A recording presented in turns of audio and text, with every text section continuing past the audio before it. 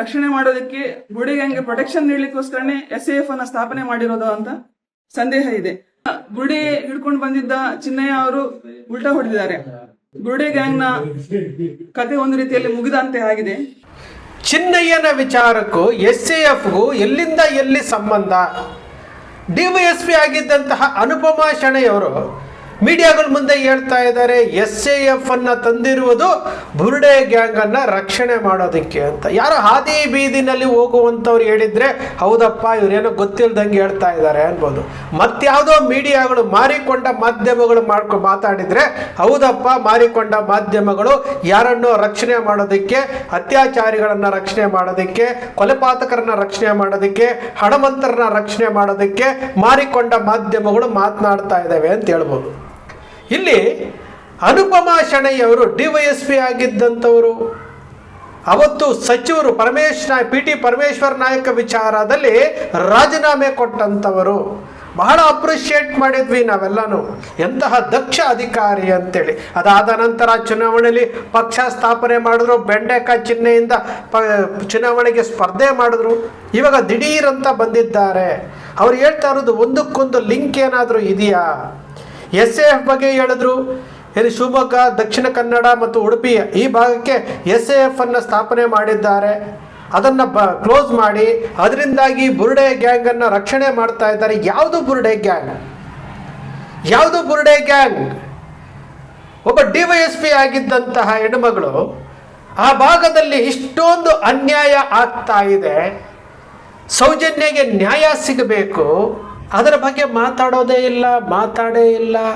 ಆನೆ ಮಾಹುತನ ಜೋಡಿ ಕೊಲೆ ಕೇಸ್ ಆಗಿದೆ, ಅದರ ಬಗ್ಗೆ ಮಾತಾಡ್ತಾ ಇಲ್ಲ. ವೇದವಲ್ಲಿ ಪದ್ಮಲತಾ ಬಗ್ಗೆ ಮಾತನಾಡಲಿಲ್ಲ. ಈಗ ದಿಢೀರಂತೇಳಿ ಮೀಡಿಯಾಗಳ ಮುಂದೆ ಬಂದ್ಬಿಟ್ಟು SAF ಬಗ್ಗೆ ಮಾತನಾಡ್ತಾ ಇರುವಂಥದ್ದು. SIT ಬಗ್ಗೆ ಮಾತನಾಡ್ತಾ ಇದ್ದಾರಾ ಅಂದರೆ ಅಲ್ಲ, SAF ಬಗ್ಗೆ ಮಾತನಾಡ್ತಾ ಇರುವಂಥದ್ದು. ಎಂತಹ ಸ್ಥಿತಿಗೆ ನಾವು ತಲುಪ್ತಾ ಇದ್ದೀವಿ ನೋಡಿ. ಒಬ್ಬ ಏನು ಅಧಿಕಾರಿಯಾಗಿದ್ದುಕೊಂಡು ಆ ಹೆಣ್ಣುಮಗಳಿಗೆ ನ್ಯಾಯ ಕೊಡಿಸ್ಬೇಕು ಅಂತ ಯಾವತ್ತಿಗೂ ಮಾತನಾಡಲಿಲ್ಲ. 13-14 ವರ್ಷದಿಂದ ಇವತ್ತು ಸುಪ್ರೀಂ ಕೋರ್ಟ್ನಲ್ಲಿ ಏನು ವಿಚಾರಣೆಗೆ ಬಂದಿದೆ, ಆದೇಶ ಆಗುವಂಥ ಇದಕ್ಕೆ ಬರ್ತಾ ಇದೆ. ಅಕ್ವಿಟಲ್ ಕಮಿಟಿ ರಚನೆ ಮಾಡಿಕೊಂಡು ಮುಚ್ಚಾಕಿರುವಂಥದ್ದು ಎಲ್ಲ ಗೊತ್ತಿದೆ. ಇವಾಗ ಅವರು ರಾಜೀನಾಮೆ ಕೊಟ್ಟು ಫ್ರೀ ಆಗಿದ್ದಾರಲ್ವಾ? ಇದರ ಬಗ್ಗೆ ಎಲ್ಲ ಅವರು ಸ್ಟಡಿ ಮಾಡಬೇಕಾಗಿತ್ತಲ್ವಾ? ಸ್ಟಡಿ ಮಾಡಿ ಒಬ್ಬ ಹೆಣ್ಣು ಮಕ್ಕಳಿಗೆ ನ್ಯಾಯ ಕೊಡಿಸ್ಬೇಕು ಅನ್ನೋದು ಸ್ವಲ್ಪನಾದರೂ ಅವರ ಮನಸ್ಸಿನಲ್ಲಿ ವಿವೇಚನೆಗೆ ಬಂದಿದ್ದರೆ ಬಹುಶಃ ಅವರು ಹೋರಾಟದಲ್ಲಿ ಭಾಗವಹಿಸ್ತಿದ್ರು. ಸೌಜನ್ಯ ಹೋರಾಟದಲ್ಲಿ ಅವರು ಒಬ್ಬರಾಗಿರ್ತಿದ್ರು. ನಮಗೆ ಆಶ್ಚರ್ಯ ಆಗೋದು ಏನಪ್ಪ ಅಂತಂದರೆ ಯಾವುದನ್ನ ಲಿಂಕ್ ಮಾಡ್ತಾ ಇದ್ದಾರೆ. ಚಿನ್ನಯ್ಯ ಬಂದ್ರಂತೆ, ಚಿನ್ನಯ್ಯ ಉಲ್ಟಾ ಹೊಡೆದಂತೆ ಕೇಸು ಕ್ಲೋಸ್ ಆಗೋಯ್ತಂತೆ. ಕೇಸು ಕ್ಲೋಸ್ ಆಗಿಲ್ಲ. ಕೇಸ್ ಈಗ ಪ್ರಾರಂಭ ಆಗಿರುವಂಥದ್ದು, ಸತ್ಯ ಹೊರಗಡೆ ಬರುವಂಥದ್ದು. ಚಿನ್ನಯ್ಯ ಬಂದ ಮೇಲೆ ಊದು ಹಾಕಿದ್ದಂತಹ 3 ಅಸ್ಥಿ ಪಂಜರಗಳು ಸಿಕ್ಕಿದವಲ್ಲ, ಬಂಗ್ಲೆಕೋಟದಲ್ಲಿ 100 ಸಿಕ್ಕಿದವಲ್ಲ, ಇದೆಲ್ಲ ತನಿಖೆ ಆಗಬೇಕಲ್ವಾ? ಮೇಡಮ್ ಅವ್ರಿಗೆ ಇದೆಲ್ಲ ಗೊತ್ತಿಲ್ವೇನೋ? ಚಿನ್ನಯ್ಯ ಊತ ಹಾಕಿರುವಂಥ ಜಾಗದಲ್ಲಿ ಸಿಕ್ಕಿದಂಥ ಅಸ್ಥಿ ಪಂಜರಗಳು ಯಾರದ್ದು? ಇವೆಲ್ಲ ತನಿಖೆ ಆಗಬೇಕಲ್ವಾ? 74 UDRಗಳ ಬಗ್ಗೆ ಏನು ಹೈಕೋರ್ಟಲ್ಲಿ ಕೇಸ್ ನಡೀತಾ ಇದೆಯಲ್ಲ, ಅಡ್ವೊಕೇಟ್ ಬಾಲನ್ ಅವರು ಕೇಸ್ ನಡೆಸ್ತಾ ಇದ್ದಾರಲ್ಲ, ಇದ್ರ ಬಗ್ಗೆ ಗೊತ್ತಿಲ್ವಾ? ಸುಪ್ರೀಂ ಕೋರ್ಟ್ನಲ್ಲಿ ರಾಜ್ಯ ಸರ್ಕಾರಕ್ಕೆ CBIಗೆ ಏನು ನೋಟಿಸ್ ಕೊಟ್ಟಿದ್ದಾರಲ್ಲ ಸೌಜನ್ಯ ಪ್ರಕರಣದಲ್ಲಿ, ಈಗ ಯಾವುದು ಗೊತ್ತೇ ಇಲ್ವಾ? ಇದು ನಮ್ಮ ರಾಜ್ಯದಲ್ಲಿ ಯಾವ ರೀತಿ ಬುದ್ಧಿವಂತರು ನಡ್ಕೊಳ್ತಾ ಇದ್ದಾರೆ ಅನ್ನೋ ವಿಚಾರಕ್ಕೆ, ಯಾವ ರೀತಿ ನಡ್ಕೊಳ್ತಾ ಇದ್ದಾರೆ, ಅವ್ರಿಗೂ ಅದಕ್ಕೂ ಸಂಬಂಧ ಇಲ್ಲ ಅನ್ನೋ ರೀತಿಯಲ್ಲಿ ಇರ್ತಾರೆ. ಈಗ ಬಂದು ದಿಢೀರಂತ ಮೀಡಿಯಾಗಳ ಮುಂದೆ ಬಂದು ಪೇಪರ್ ನೋಡ್ಕೊಂಡು ಮೀಡಿಯಾ ಮುಂದೆ ಹೇಳ್ತಾರೆ ಅದು SAFಗೂ SITಗೂ ಸೌಜನ್ಯ ಹೋರಾಟಗಾರರಿಗೆ ಯಾವುದನ್ನ ಲಿಂಕ್ ಮಾಡ್ತಾ ಇದ್ದಾರೆ ಇವರು? ಯಾವುದಕ್ಕೆ? ಅದು ಈ ರಾಜ್ಯದ ಮುಖ್ಯಮಂತ್ರಿ DK ಶಿವಕುಮಾರ್ ಅವ್ರಿಗೆ ಅಡ್ರೆಸ್ ಮಾಡ್ತಾ ಇರುವಂಥದ್ದು. SAF ಅನ್ನು ಕ್ಲೋಸ್ ಮಾಡಬೇಕು. SAFಗೂ SITಗೂ ಏನು ಸಂಬಂಧ ಇದೆ?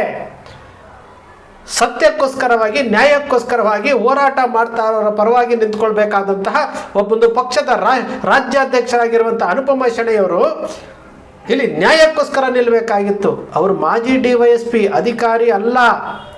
ರಾಜಕೀಯ ಪಕ್ಷವನ್ನು ಸ್ಥಾಪನೆ ಮಾಡಿದಂಥವರು, ಬೆಂಡೆಕಾಯಿ ಚಿಹ್ನೆಯಿಂದ ಸ್ಪರ್ಧೆ ಮಾಡಿದಂಥವರು, ಅವರಿಗೆ ಹಿತಾಸಕ್ತಿ ಇರಬೇಕಾಗಿತ್ತು.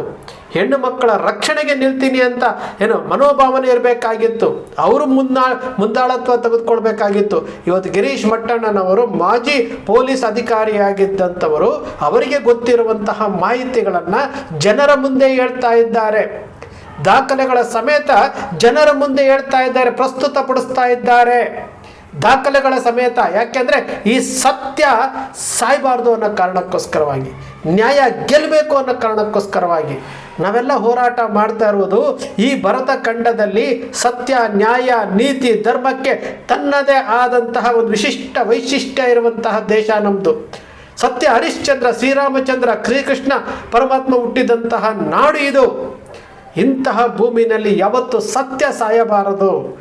ಮಂಜುನಾಥ ಸ್ವಾಮಿ, ಅಣ್ಣಪ್ಪ ಸ್ವಾಮಿ ನೇತ್ರಾವತಿ ಹರಿಯುವಂತಹ ಸ್ಥಳದಲ್ಲಿ ಏನು ಇವತ್ತು ವಿಚಾರಗಳು ಹೊರಗಡೆ ಬಂದಿದ್ದಾವಲ್ಲ, ಎಲ್ಲವೂ ಹೊರಗಡೆ ಬರಬೇಕು.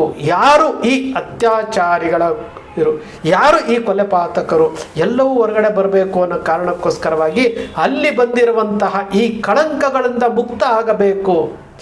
ಈ ಕಳಂಕದಿಂದ ಮುಕ್ತ ಆಗಬೇಕು. ಯಾರು ಈ ಕಾರ್ಯಗಳನ್ನು ಮಾಡಿಕೊಂಡು ತಲೆಮರೆಸ್ಕೊಂಡಿದ್ದಾರೋ ಎಲ್ಲವೂ ಹೊರಗಡೆ ಬರಬೇಕು ಅಂತೇಳಿ ಹಾದಿ ಬೀದಿನಲ್ಲಿ ಮಾತನಾಡ್ತಾ ಇಲ್ಲ.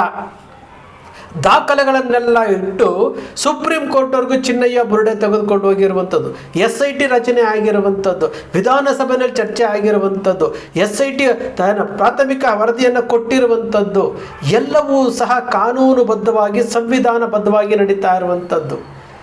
ನಾವು ಯಾವುದ್ರ ಬಗ್ಗೆ ಯೋಚನೆ ಮಾಡಬೇಕು, ಯಾವುದ್ರ ಬಗ್ಗೆ ಮಾತನಾಡಬೇಕು ಅನ್ನೋ ಸ್ವಲ್ಪನೂ ವಿವೇಚನೆ ಇಲ್ಲದೆ ಒಬ್ಬ ಅಧಿಕಾರಿಯಾಗಿದ್ದಂಥವ್ರು, ಪೊಲೀಸ್ ಡಿಪಾರ್ಟ್ಮೆಂಟಲ್ಲಿ ಅಧಿಕಾರಿಯಾಗಿದ್ದಂಥವ್ರು, ಒಂದು ರಾಜಕೀಯ ಪಕ್ಷದ ರಾಜ್ಯಾಧ್ಯಕ್ಷರಾಗಿದ್ದಂಥವರು ಯಾವ ರೀತಿ ನಾನು ಮಾತಾಡಬೇಕು ಅನ್ನೋದು ಗೊತ್ತಾಗ್ತಾ ಇಲ್ವಲ್ಲ. ನಿಜಕ್ಕೂ ನೋಡಿದಾಗ ಆಶ್ಚರ್ಯ ಆಯಿತು ನನಗೆ. ಇವರೇನ ಅನುಪಮಾ ಶೆಣೆಯವರು, ಇವ್ರಿಗೇನ ನಾವು ಸಪೋರ್ಟ್ ಮಾಡಿದ್ದು.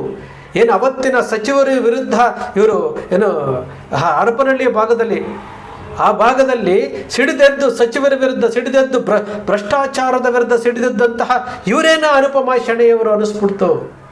ಇವರೇನ ಇಷ್ಟು ದಿವಸ ಕಾಣೆಯಾಗಿದ್ದಂಥವ್ರು ದಿಢೀರಂತ ಬರಬೇಕು, ಸುದ್ದಿ ಆಗಬೇಕು. ಚುನಾವಣೆ 20 ತಿಂಗಳ ಟೈಮ್ ಇದೆ. ಆ 20 ತಿಂಗಳಿಗೆ ನಾವು ಹೊರಗಡೆ ಬರಬೇಕು, ಸುದ್ದಿ ಆಗಬೇಕು, ನನ್ನ ಪಕ್ಷದ ಅಭ್ಯರ್ಥಿಗಳು ಸ್ಪರ್ಧೆ ಮಾಡಬೇಕು ಅನ್ನೋ ಇಚ್ಛಾಶಕ್ತಿ ಇದ್ದರೆ, ಆ ಆಸೆ ಇದ್ದರೆ ಹೋರಾಟದ ಯಾವ ಹೋರಾಟವನ್ನು ತೆಗೆದುಕೊಂಡು ಫೀಲ್ಡ್ಗೆ ಇಳಿಬೇಕು ಅನ್ನೋದ್ರ ಬಗ್ಗೆ ವಿವೇಚನೆಯಿಂದ ಇಳಿಬೇಕಾಗಿತ್ತು. ಇವತ್ತು ಯಾರನ್ನ ರಕ್ಷಣೆ ಮಾಡೋದಕ್ಕೆ, ಯಾರನ್ನ ಖುಷಿಪಡಿಸೋದಕ್ಕೆ, ಯಾವ ವಿಚಾರಗಳನ್ನು ಮಾತನಾಡ್ತಾ ಇದ್ದೀರಿ? SAFಗೂ SITಗೂ ಏನು ಸಂಬಂಧ ಇದೆ? SAFಗೂ ಚಿನ್ನಯ್ಯನಿಗೂ ಏನು ಸಂಬಂಧ ಇದೆ? SAFಗೂ ಸೌಜನ್ಯ ಹೋರಾಟಗಾರರಿಗೂ ಏನು ಸಂಬಂಧ ಇದೆ? ವಿಚಾರ ಮಾಡಬೇಕಲ್ಲ. ಸುಮ್ಮನೆ ಮಾತಾಡೋದು. ನಮ್ಮಲ್ಲಿದ್ದಾರಲ್ಲ ಒಂದಷ್ಟು ಜನ ಸ್ಯಾಟಲೈಟ್ ಚಾನಲ್ಗಳು, ಮಾರಿಕೊಂಡ ಮಾಧ್ಯಮಗಳು, ಒಂದಷ್ಟು ಯೂಟ್ಯೂಬರ್ಸ್ಗಳಿದಾರಲ್ಲ, ದೇಶ ಧರ್ಮ ಅಪಾಯದಲ್ಲಿದೆ ಅಂತ ಹೇಳ್ಕೊಂಡು ಹಣಕ್ಕೋಸ್ಕರವಾಗಿ, ವ್ಯೂಸ್ಗೋಸ್ಕರವಾಗಿ, ರೆವೆನ್ಯೂಗೋಸ್ಕರವಾಗಿ ಮಾತನಾಡ್ತಾ ಇದ್ದಾರಲ್ಲ. ಆ ರೀತಿಯೆಲ್ಲ ನಾವು ಮಾತಾಡೋದಿಲ್ರಿ. ನಮಗೆ ಸತ್ಯ ಗೆಲ್ಲಬೇಕು. ಅನ್ಯಾಯ ಆಗ್ತಾ ಇರೋದನ್ನು ಜನರ ಮುಂದೆ ಹೇಳುವಂತಹ ಪ್ರಯತ್ನ ಮಾಡಬೇಕು. ಆ ಕೆಲಸ ನಿಮ್ಮ ಅಕ್ಷರ ಮೀಡಿಯಾ ಮೊದಲಿನಿಂದಲೂ ಮಾಡ್ತಾ ಇದೆ. ಆಶ್ಚರ್ಯ ಆಗಿದ್ದು ನನಗಿದೇನೆ. ಒಬ್ಬ DYSP ಆಗಿದ್ದಂಥ ಒಬ್ಬ ಅಧಿಕಾರಿಯಾಗಿದ್ದಂತಹ ಅನುಪಮಾ ಶೆಣೆಯವರು ಈ ರೀತಿ ಲೂಸ್ ಟಾಕ್ಗಳ ಮೂಲಕ ಒಂಥರ ನಗೆಪಾಟ್ಲಿಗೀಡಾದ್ರಲ್ಲ ಇವರು ಅನ್ನೋದು. ಸ್ನೇಹಿತರೆ, ನಿಮ್ಮ ಅಕ್ಷರ ಮೀಡಿಯಾ ಸೃಷ್ಟಿ ಮಾಡೋದಿಲ್ಲ, ಕಲ್ಪನೆ ಮಾಡೋದಿಲ್ಲ, ವಾಸ್ತವದ ವಿಚಾರವನ್ನು ವಿಶ್ಲೇಷಣೆ ಮಾಡುತ್ತೆ.